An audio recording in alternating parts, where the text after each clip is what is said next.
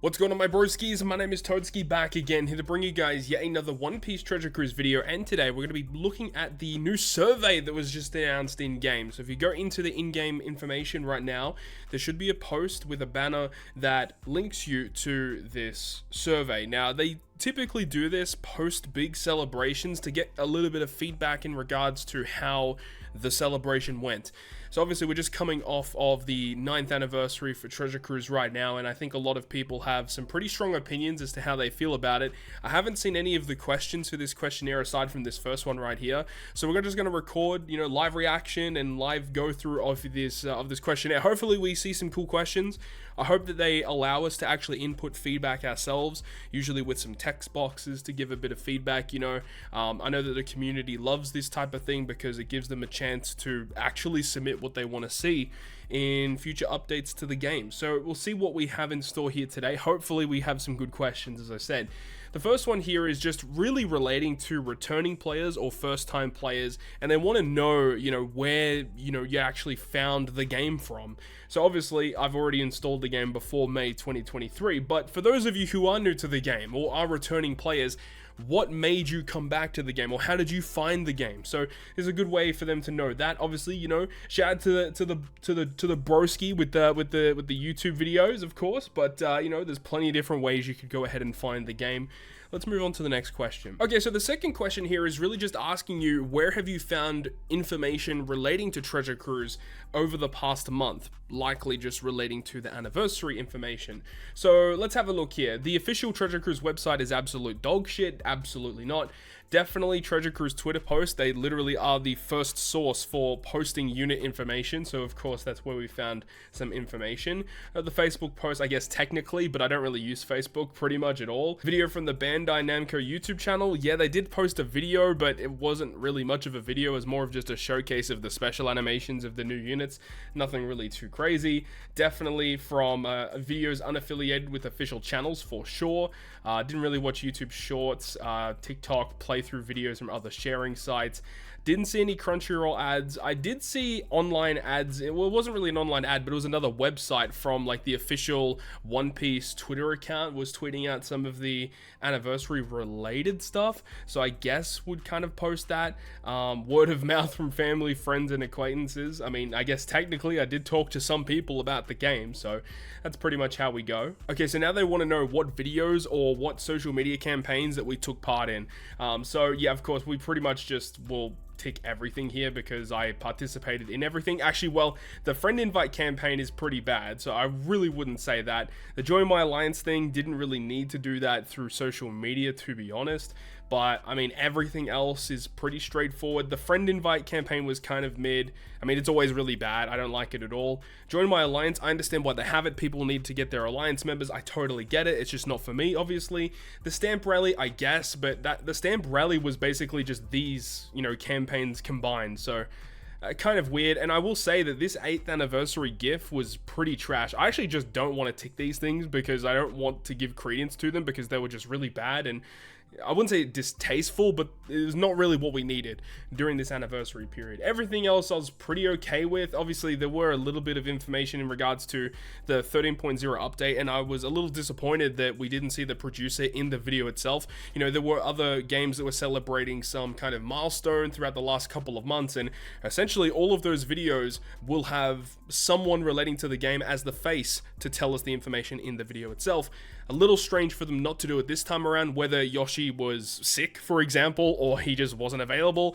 Just a very, very strange thing to not do, considering it is the anniversary of the game itself. Okay, number 4, just odd. They really could have put this in the last one. Did you watch the 13.0 news update video or the 9th anniversary details video? I mean, absolutely. Okay, so now this is a lead-on question from that. If you did watch it, relating to the 13.0 update or the 9th anniversary details video, please share your thoughts on the content. Okay, so this was the video that basically gave us the breakdown of, the new ink effects that were coming to the game, PKA, a little bit of a breakdown in regards to what that was.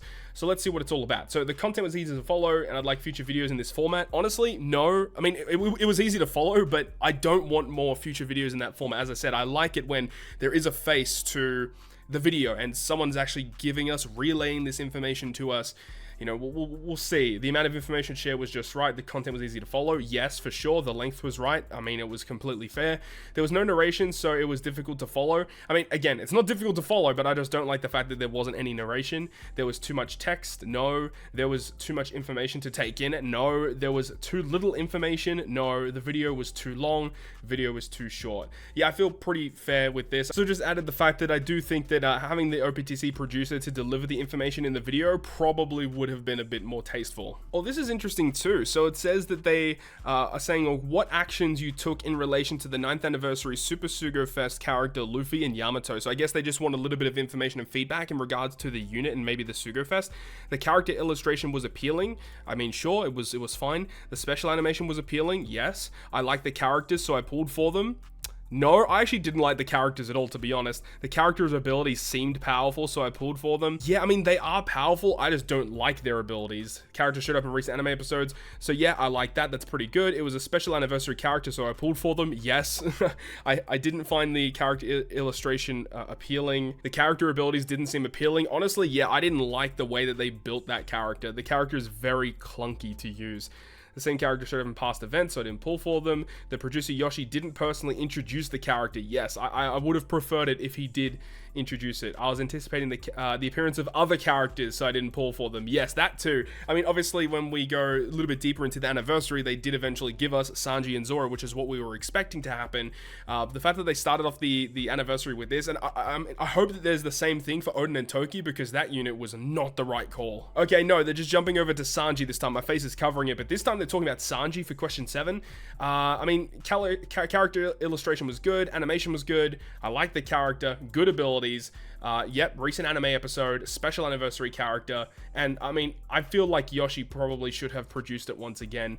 And yeah, I feel pretty comfortable saying this. Sanji was probably one of my favorite, like the top 2 characters of the anniversary in totality that I liked the most.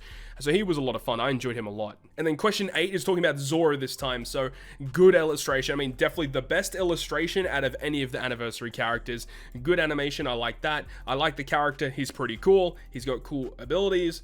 He showed up in recent anime episodes, of course. Special, yeah, basically the same as Sanji, honestly. Obviously, I do like Sanji a little bit more than the Zoro, but because Zoro does have some really clunky mechanics as well, but still a really fun character to use nonetheless. And then number 9 just says, please tell us how satisfied you are with the One Piece Treasure Cruise experience. Honestly, at the moment, I would say I am probably dissatisfied. It's probably closer to neutral.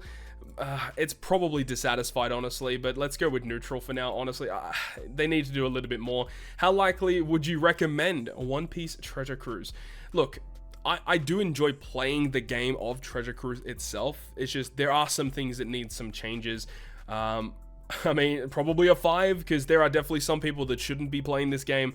But honestly, if you're a big fan of One Piece, it's a lot of fun to play. This is a nice thing as well. They just want to know what things about Treasure Cruise really bring you to the game.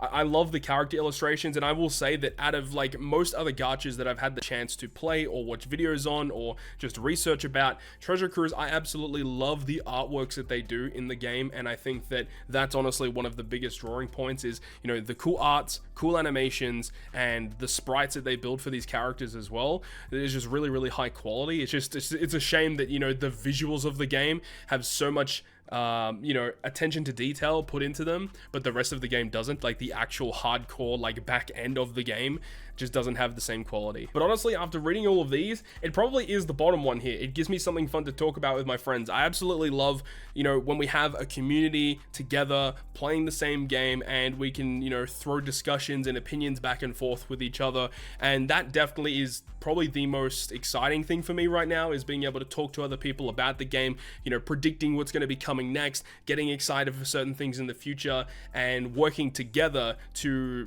you know, beat certain pieces of content. And I think that that's a really cool thing that this community is able to do, and I think that's probably the number one aspect of the game right now. But there are lots of different aspects that I would really like to tick here, but unfortunately can only select one. Okay, this is interesting too. So they want to know about the new game mode Pirate King Adventures, which was added on the 12th of May, and they also want to hear your reasoning as to why you rated it in the certain level that you did. So personally speaking, I would say I am satisfied, because I actually do like the structure of the game mode, but there are definitely some tweaks that need to happen. Alright, so I've actually made quite a few different points about Pirate King Adventure, and the first point is honestly just a positive, and you know, shout out to in the Discord server, in the subreddit Discord server, to HitDef, who made this suggestion where he said that I like the fact that you can complete Pirate King Adventures at your own pace, the fact that you're not really constrained that much by the point boosters, as you know, you've got quite a lot of time to complete a Pirate King Adventures season,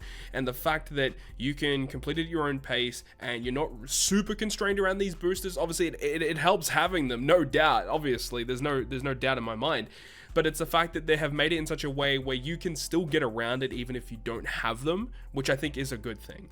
Now, the next thing, we actually start getting into some criticism here. The drop rate of Rainbow, Hime, and Elder Turtles is extremely low, even at level 150. There is a lack of incentive to continue to play once rewards are achieved. And that's exactly what happened. After I reached level 150, I had cleared it. The only other times I would play it is if I wanted to showcase some of these anniversary characters against the level 150 content, and I didn't even really beat Roger after that, just because, you know, I was trialing out so many different ways, like, you know, how many turtles I'm actually going to get, and so many times I'd get to the last stage, I'd go through the content and beat it, and I just get a bunch of just generic turtles, and it just feels awful, like putting that much time and effort into an entire run of PKA, which I would say takes, you know, a decent chunk of time to do a full run, and, you know, you get to the end and you just don't really get much for it. So, you know, post level 150, it's pretty bad. So I would love to see at least guaranteed Elder Turtles per run at level 150 at a bare minimum, and a much higher drop rate of these Rainbow Himes,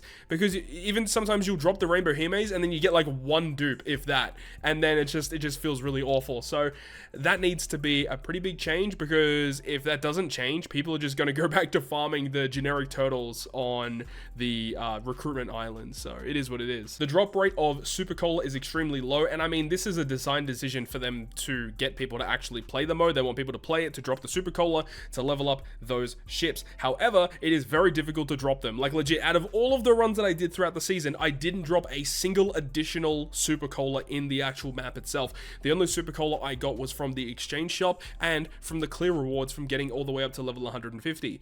That's it. I didn't get any other additional Super Cola. I know some people got a couple, but the drop rate is way too low, and it needs to be buffed, honestly. Next is the fact that once you get your buddy level to max, the Straw Hat Pirate statues are completely useless and unusable.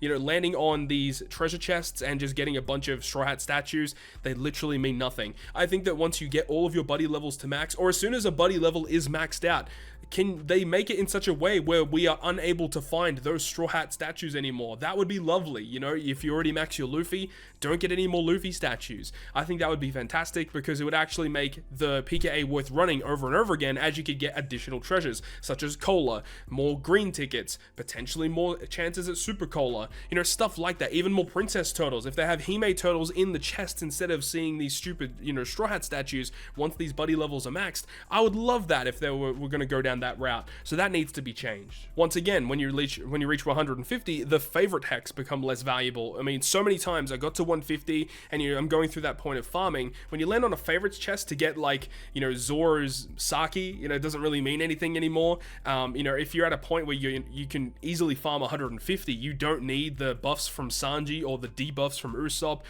Getting Luffy's buffs to get more stuff from other favorite hex, or landing on Nami to get stuff from the treasure chests. But honestly, that's not really the best either, because you get on the treasure chests and you just get a bunch of statues and you don't need them if you're at level 150 and you've already got all the Straw Hats buddy level completely maxed out. So once again, I think some changes need to be made in regards to that.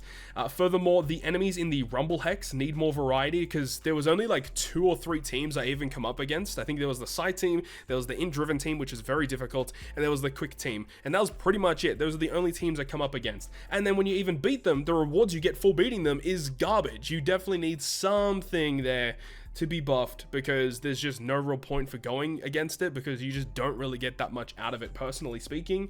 And then the rewards for clearing the Battle Hex are not good enough. And when I say the Battle Hex, I'm referring to the other mid-map boss, which in this case in the first season was against Odin. When you beat Odin, yeah, you get a higher chance at getting 1 green ticket, or potentially some Cola, or another Hime Turtle or something.